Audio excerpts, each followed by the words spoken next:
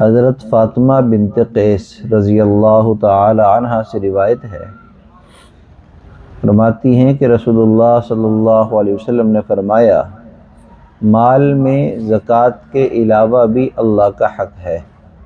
پھر آپ نے یہ آیت تلاوت فرمائی، سورۃ البقرہ کی آیت ہے، لیس البر ان تولوا وجوہکم قبل المشرق والمغرب ولکن البر من آمن باللہ والیوم الآخر۔ اصل نیکی اور بھلائی کا معیار یہ نہیں ہے کہ عبادت میں تم مشرق کی طرف اپنا رخ کرو یا مغرب کی طرف، بلکہ اصل نیکی کی راہ بس ان لوگوں کی ہے جو اللہ پر ایمان لائے، آخرت کے دن پر، ملائکہ پر، اللہ کی کتابوں پر، اس کے نبیوں پر، اور جنہوں نے مال کی محبت کے باوجود اس کو خرچ کیا، قرابت داروں پر، یتیموں مسکینوں پر، مسافروں پر، سائلوں پر اور غلاموں کو آزادی دلانے پر، اور اچھی طرح قائم کی انہوں نے نماز اور ادا کی انہوں نے زکوٰۃ۔ حدیث مبارکہ کا مقصد اور منشا کیا ہے؟ کسی کو یہ غلط فہمی نہ ہو جائے کہ ہم نے اپنے مال کی زکوٰۃ ادا کر دی تو مال کا حق ادا ہو گیا۔ اس غلط فہمی کو دور کرنا اصل مقصد ہے اس حدیث مبارکہ کا۔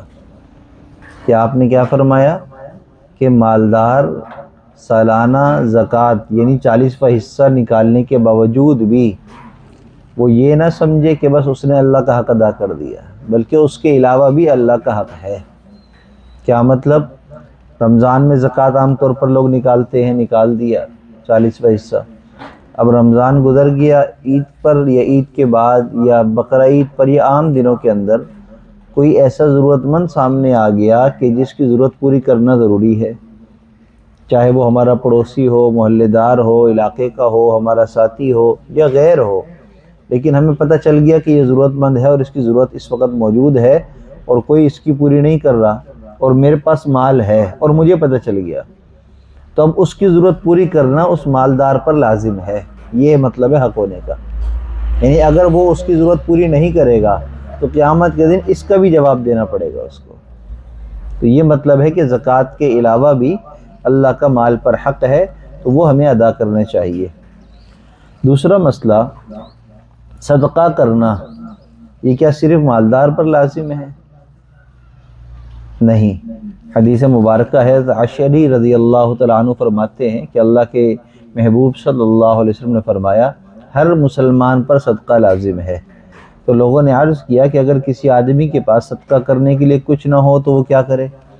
تو آپ نے فرمایا کہ اپنے دستے بازو سے محنت کرے اور کمائے، پھر اس سے خود بھی فائدہ اٹھائے اور صدقہ کرے۔ عرض کیا کہ اگر وہ یہ بھی نہ کر سکتا ہو تو کیا کرے؟ تو آپ نے فرمایا کسی پریشان حال محتاج کا کوئی کام کر کے اس کی مدد ہی کر دے، یہ بھی ایک طرح کا صدقہ ہے۔ عرض کیا گیا اگر وہ یہ بھی نہ کر سکے تو پھر کیا کرے؟ تو آپ نے فرمایا کہ اپنی زبان ہی سے لوگوں کو بھلائی اور نیکی کے لیے کہے۔ لوگوں نے عرض کیا کہ اگر وہ یہ بھی نہ کر سکے تو کیا کرے؟ تو آپ نے فرمایا کم از کم اپنے شر کو اپنے روکے، یعنی اس بات کا اہتمام کرے کہ مجھ سے کسی کو تکلیف نہ پہنچ جائے، تو یہ بھی ایک طرح کا صدقہ ہے۔ یعنی صدقے کی تمام صورتیں اس حدیث مبارکہ میں آ گئی۔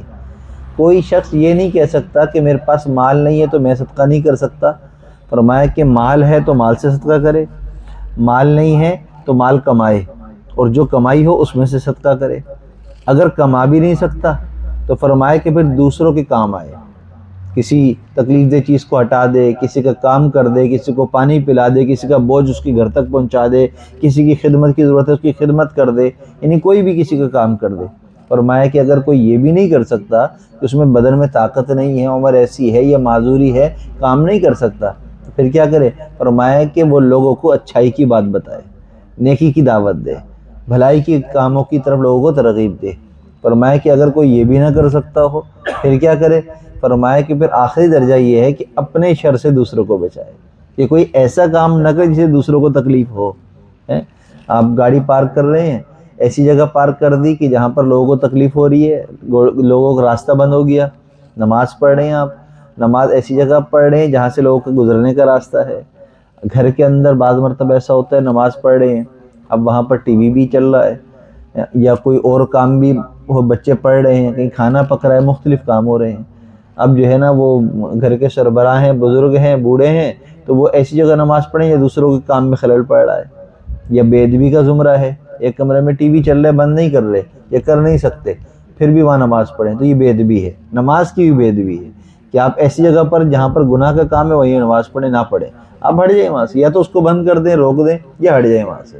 یعنی کہ اپنے شر سے لوگوں کو بچائیں کہ آپ کوئی ایسا کام، نہ اچھائی کے کام ایسے ہوں جو شر والے ہوں، نہ کوئی اس کے علاوہ برائی کے کام ہوں جو شر والے ہوں، تو اپنی زبان سے بھی دوسروں کو تکلیف نہ پہنچائیں۔ اور بعض مرتبہ انسان زبان سے نہیں پہنچاتا لیکن دل سے پہنچاتا ہے۔ کیسے؟ دل کے اندر دوسروں کے بارے میں بدگمانی رکھتا ہے، دل کے اندر، اپنے دماغ کے اندر برے خیالات لے کر آتا ہے، جس سے دوسروں کے بارے میں برائی اس کے دماغ میں آ رہی ہوتی ہے، تو یہ بھی شر پہنچانے کی ایک طریقہ ہے، تو اس سے بھی اپنے آپ کو بچانا چاہیے۔ حضرت اسماء رضی اللہ تعالی عنہ سے نبی کریم صلی اللہ علیہ وسلم نے یوں فرمایا، تم اللہ کے بھروسے پر اس کے راستے میں کشادہ دستی سے خرچ کرتی رہو اور گنو مت کہ بھئی اتنے دینے ہیں، اتنے دے دیے، لکھ لیے، آج کا صدقہ میں نے نکال دیا، اتنے نکال دیے، گنو مت۔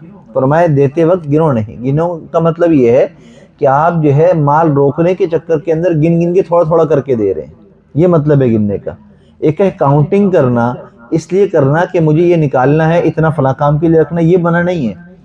البتہ نکالتے ہوئے ایک بندے کی ضرورت ہے 1000 روپے، آپ اس کو دے دیں 10 روپے، حالانکہ 100 روپے دے سکتے ہیں، تو آپ 100 روپے دے دیں، 1000 پورے نہیں دیتے، 100 روپے دے دیں، 200 دے دیں، یعنی جتنی دے سکتے ہیں۔ اب یہ ہے کہ صرف کاؤنٹنگ یہ کرنا کہ نہیں آج کا صدقہ تو چونکہ میں نے صبح نکال دیا تھا لہٰذا اب میں 10 روپے سے زیادہ نہیں دوں گا، تو یہ چیز کاؤنٹنگ یہ منع ہے۔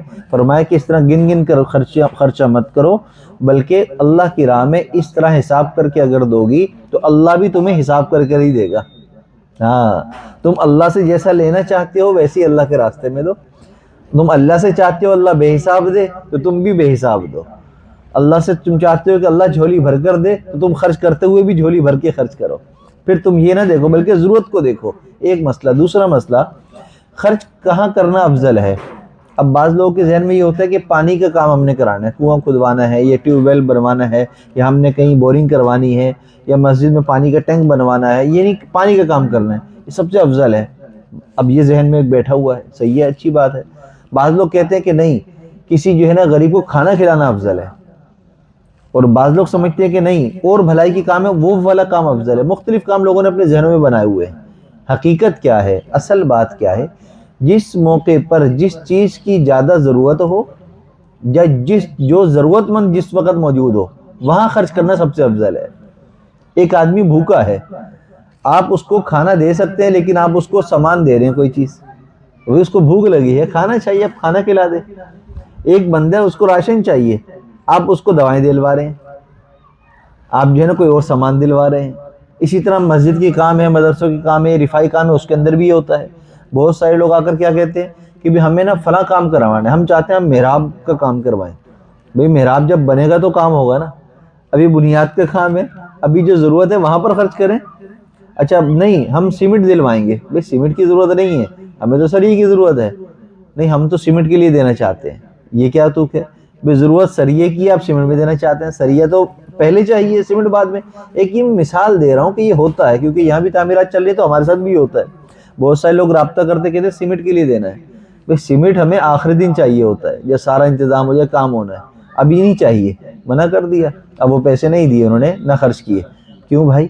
ضرورت کے موقع پر خرچ کرنا یہ سب سے افضل ہے۔ آج کل کے زمانے میں ابھی جو وقت چل رہا ہے، اس وقت سب سے افضل ترین خرچ مال کا ہے فلسطین کے مسلمانوں کے لیے خرچ کرنا، کہ وہ سب سے زیادہ ضرورت مند ہے۔ وہاں حالات جو اس وقت ہیں وہ ہم سوچ بھی نہیں سکتے ہیں، اور بعض مرتبہ ہم یہ سوچتے ہیں کہ اللہ کی طرف سے ایک آزمائش ہے، حالات آئے ہوئے ہیں۔ حالات ان پر نہیں آئے ہوئے ہیں، وہ تو پچھلے 50-60 سال سے بھگت رہے ہیں، آزمائش ہم پر آئی ہوئی ہے۔ جب بدن کے کسی حصے پر کوئی زخم لگتا ہے تو پورے بدن کا امتحان ہوتا ہے کہ اس زخم کے لیے کیا کرتا ہے۔ ہم مسلمانوں کا ایک وہ حصہ ہے، مسلمان ہیں فلسطین والے، وہ ہمارے جگہ ہے، مسجد اقصیٰ کی حفاظت کے لیے وہاں پر وہ اپنی جانیں قربان کر رہے ہیں، اپنے بچوں کو قربان کر رہے ہیں۔ تو ہمارے بدن کے ایک حصے پر اس وقت وار لگ رہا ہے، زخم دیا جا رہا ہے، تو اس کی آزمائش نہیں ہے اس زخم کی جگہ، بلکہ پورے بدن کی آزمائش ہے کہ اب تمام مسلمان کیا کرتے ہیں، ہم کیا کرتے ہیں۔ ہم ایسا تو نہیں کہ اپنی بچی کی شادی کے اندر پیسہ لٹا رہے ہیں، وہاں پر ہم کچھ بھیج ہی نہیں رہے، ایسا تو نہیں ہم اپنے اے سی چلانے میں، گاڑیوں میں، اپنے بنگلوں میں، گھروں کے اندر اپنے خوب آسائش سے فروٹ بھی کھا رہے ہیں، وہاں پر کھانے کے لیے بھی میسر نہیں، وہ بھی ہم پہنچانے کے لیے نہیں کر رہے، تقدو کر رہے۔ تو اصل ضرورت کا موقع کیا ہوتا ہے؟ جس وقت جہاں ضرورت ہو اس موقع پر خرچ کرنا، یہ سب سے افضل ترین ہے۔ اور یاد رکھیے اصل مال کون سا ہے جو ہمارے کام آئے گا۔ ایک مرتبہ ایسا ہوا، اللہ کے محبوب صلی اللہ علیہ وسلم گھر تشریف لائے، حضرت عائشہ صدیقہ رضی اللہ تعالیٰ عنہ نے بکری ذبح کی تھی اور اس کا گوشت تقسیم فرما رہی تھی غریبوں میں۔ جب آپ گھر تشریف لائے تو آپ نے پوچھا کہ بکری میں سے کیا باقی رہا؟ تو حضرت عائشہ نے فرمایا کہ یا رسول اللہ اس کی ایک دستی باقی رہ گئی، ایک دست اس کا ہاتھ جو ہے بکری کا، باقی سارا گوشت تقسیم ہو گیا۔ تو آپ نے فرمایا کہ عائشہ جو آپ نے اللہ کے راستے میں خرچ کر دیا وہ اصل باقی رہا، جو دستی ہے وہ تو ابھی یہی ہے، وہ تو خرچ نہیں ہوئی ہے۔ تو جو ہم خرچ کر رہے ہیں نا وہ باقی ہے۔ جب ہماری آنکھ بند ہوگی اور قبر میں جب ہمیں وہ سب چیزیں کھل کر نظر آنے لگیں گی، جیسے ایک بچہ ہوتا ہے نا ماں کے پیٹ میں ہوتا ہے، تو اس کو نہیں پتہ دنیا کا، دنیا کی چمک دمک کا، یہاں کے کھانوں کا، یہاں کی روشنیوں کا نہیں پتہ، تو وہ اسی کو دنیا سمجھتا ہے، وہ اسی میں گھومتا رہتا ہے سارا دن، وہیں ہاتھ پاؤں چلاتا کہتا ہے یہ بہت بڑی جگہ آ گئی، یہ ماں کا پیٹ ہے۔ لیکن جب دنیا میں آتا ہے تو وہ ماں کے پیٹ کو بھول جاتا ہے۔ ایسے ہی ہے کہ نہیں؟ آج ہم دیکھ لیں، ہمیں تو نہیں پتا ماں کے پیٹ میں کیا ہوتا، ہم تو یہاں یہ اتنی بڑی دنیا، یہ آسمان زمین کے درمیان پوری یہ ہمیں اللہ نے دی ہے، اتنے خوبصورت جگہ ہیں، خوبصورت چیزیں ہیں، اتنی ساری نعمتیں اللہ نے یہ ہمیں دی ہیں، ہم یہاں آ کر کھو گئے۔ بالکل اسی طریقے سے عالم دنیا کے بعد آگے عالم برزخ ہے، اور وہ ہے قبر، مرنے کے بعد آنکھ بند ہوتے ہی جو دنیا شروع ہوگی وہ عالم برزخ، وہاں پر یہ سارے انعامات کھلنا شروع ہو جائیں گے۔ حدیث مبارکہ میں آتا ہے نا، جب کسی نیک آدمی کو قبر میں رکھا جاتا ہے تو قبر میں اس کے لیے جنت سے کھڑکی کھول دی جاتی ہے، جہاں اس کے لیے جنت کی ہوائیں آتی ہیں۔ کیا مطلب؟ جو اس نے نیکیاں کی ہیں وہاں سے اس کو اب اس کی فائدہ حاصل ہونا شروع ہو جاتا ہے۔ تو عائشہ صدیقہ رضی اللہ تعالیٰ نے جب یہ کہا کہ ایک دستی باقی رہ گئی، باقی تو خرچ ہو گیا، بانٹ دیا، تو آپ نے فرمایا کہ عائشہ دستی جو ہے وہ ابھی ہے، اصل مال وہ باقی رہا جو خرچ کر دیا، جو اللہ کے ہاں پہنچ گیا۔ صحابہ کرام رضوان اللہ علیہ مجمعین اسی جذبے کے ساتھ اللہ کے راستے میں خرچ کرتے تھے کہ اصل مال وہ ہے جو آگے چلا گیا۔ لیکن یقین جانیے صرف یہ صدقہ کرنا آخرت کے لیے نہیں ہوتا، بلکہ دنیا کے لیے بھی بہت زیادہ مفید ہے۔ حدیث مبارکہ ہے، اللہ کے محبوب نے فرمایا صدقہ اللہ کے غصے کو ٹال دیتا ہے، اللہ کے غصے کو ٹھنڈا کر دیتا ہے، یہاں تک کہ صدقہ بری موت کو دور کر دیتا ہے۔ اگر ہم چاہتے ہیں ہمارا خاتمہ بالایمان ہو تو ہم معمول بنائیں صدقہ کرنے کا۔ اب اس کا طریقہ کار کیا ہونا چاہیے؟ دیکھیں، ایک صدقہ جاریہ ہے، عطیہ ہدیہ ہے جو مسجد میں خرچ ہوتا ہے، اور ایک عام صدقہ ہے جو ہم روزانہ اپنے مال میں سے نکالنا چاہتے ہیں غریبوں کے لیے، مسکینوں کے لیے، ضرورت مندوں کے لیے۔ تو وہ جو ہے روزانہ کی بنیاد پر نکلے، چاہے 10 روپے ہوں، 20 روپے ہوں، 30 روپے ہوں، ایک ڈبہ گھر میں ہم بنا لیں، وہاں پر ہم ڈالتے رہیں۔ مہینے میں جب وہاں پر 200، 300، 500، 1000 جتنے بھی جمع ہو جائیں، وہ ہم چاہے پھر مسجد میں خرچ کر دیں، چاہے کسی ضرورت مند بیوہ کے لیے خرچ کر دیں، چاہے بچوں کی تعلیم کے لیے خرچ کر دیں، کسی غریب کو دے دیں جہاں ضرورت ہو، کسی مدرسے میں دے دیں، جہاں بھی دے دیں، لیکن اس طریقے سے کریں، روزانہ کی بنیاد پر کچھ نہ کچھ نکال کر جمع کریں، یا تو روزانہ کے روزانہ کہیں چندے باکس میں ڈال دیں، روزانہ ڈالتے رہیں، یا پھر جمع کر کے مہینے کا مہینہ ہم جمع کراتے رہیں۔ اس طریقے سے نکالنا یہ بہت ضروری ہے۔ صدقہ جتنا زیادہ ہم خرچ کریں گے اللہ کا غصہ ٹھنڈا ہوگا۔ اور صدقہ کرنے کے لیے اگر جذبہ پیدا کرنا ہو تو یہ سوچا کریں کہ ہم کتنے گناہگار ہیں، ہم سے کتنے گناہ ہو گئے۔ بالغ انسان کب ہو جاتا ہے؟ 16 سال کی عمر میں، 20 سال کی عمر میں، 18 سال کی عمر میں بالغ ہو جاتا ہے۔ بلوغت کے بعد نام اعمال شروع ہو جاتا ہے۔ اب اس وقت سے لے کر آج ہماری عمر 30 سال ہے، 50 سال ہے، 60 سال ہے، اتنے سال کے نام اعمال میں ہمارے گناہ زیادہ ہیں یا نیکیاں زیادہ ہیں؟